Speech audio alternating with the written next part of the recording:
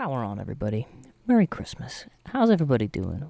You're all chilling out by the campfire, eating s'mores and drinking hot cocoa and doing good things and all that jazz. You all been good children, no naughty kids. I don't believe you. I have a certain suspicion, a sneaking one if you may, that your parents would disagree greatly, and they would see that you were slightly more annoying around the Christmas time, considering every time they walked into a Walmart or opened up an Amazon page, first thing that followed that was, "Ooh, can I have this?" And then their response was, "I don't know, we'll see. Christmas is just around the corner."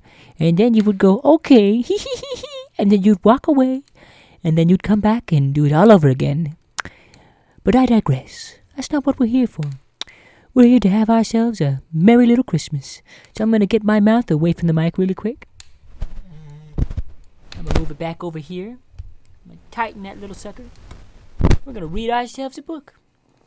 We're going to read ourselves The Night Before Christmas by Clement C. Moore and illustrated by Christian Birmingham. And it's going to be great. It's going to be lovely. I'm going to take a sip of my super cold hot chocolate. Oh, that was absolutely lovely. I didn't screw that up at all. Anyway, well, there was a sleeve on this. I'm taking that off right this moment. And don't need that. All right, my cat's fine. Hasn't been beheaded or anything equivalent to that. You know what? Let's get some jams in here. There we go. Thank you, Kyle.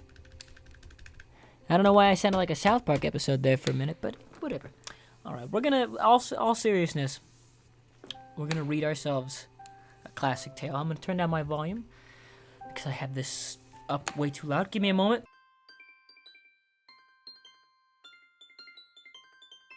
So you didn't get to hear it, but I basically just died, which was fun. All right, let's get to town then, shall we? The Night Before Christmas.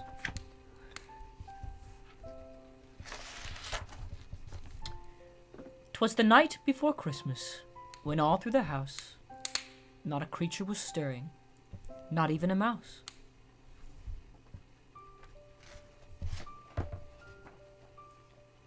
The stockings were hung by the chimney with care, in the hopes that St. Nicholas soon would be there. The children were nestled, all snug in their beds, while visions of sugar plums danced in their heads. And Mama in her kerchief, and I in my cap, had just settled down for a long winter's nap.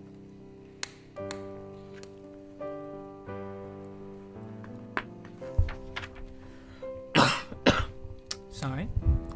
When out on the lawn, there rose such a clatter, I sprang from my bed to see what was the matter.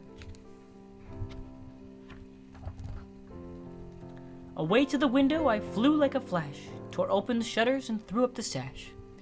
The moon on the breast of the new fallen snow gave a luster of midday to objects below. When what to my wondering eyes should appear but a miniature sleigh and 8 tiny reindeer.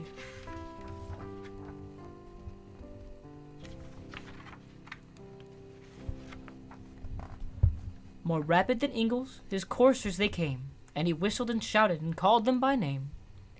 Now Dasher, now Dancer, now Prancer and Vixen, on Comet, on Cupid, on Donner and Blitzen. Then we got ourselves a picture of Comet and Prancer, and I'm assuming the rest of the reindeers. To the top of the porch, to the top of the wall, now dash away, dash away, dash away all. As dry leaves before the wild hurricane fly, when they meet with an obstacle, mount to the sky. So up to the housetop, the coursers they flew, with sleigh full of toys and St. Nicholas too. And then in a twinkling, I heard on the roof the prancing and pawing of each little hoof. And as I drew in my head and was turning around, down the chimney St. Nicholas came with a bound. He was dressed all in fur from his head to his foot, and his clothes were all tarnished with ashes and soot. A bundle of toys he had flung on his back, and he looked like a peddler, just opening his pack. His eyes how they twinkled, his dimples how merry, his cheeks were like roses, his nose like a cherry. His droll little mouth was drawn up like a bow, and the beard on his chin was as white as the snow.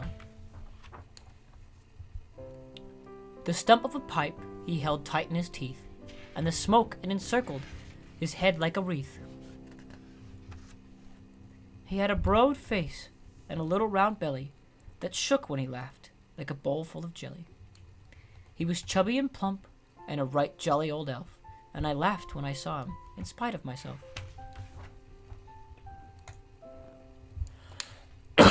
I apologize.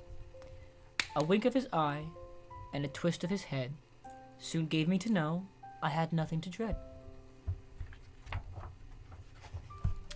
He spoke not a word, but went straight to his work, and filled all the stockings, then turned with a jerk, and laying his finger aside of his nose, and giving a nod, up the chimney he rose.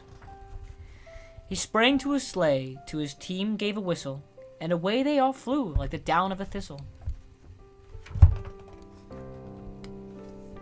But I heard him exclaim as he drove out of sight, "Merry Christmas to all, and to all a good night." Power off, folks. Merry Christmas.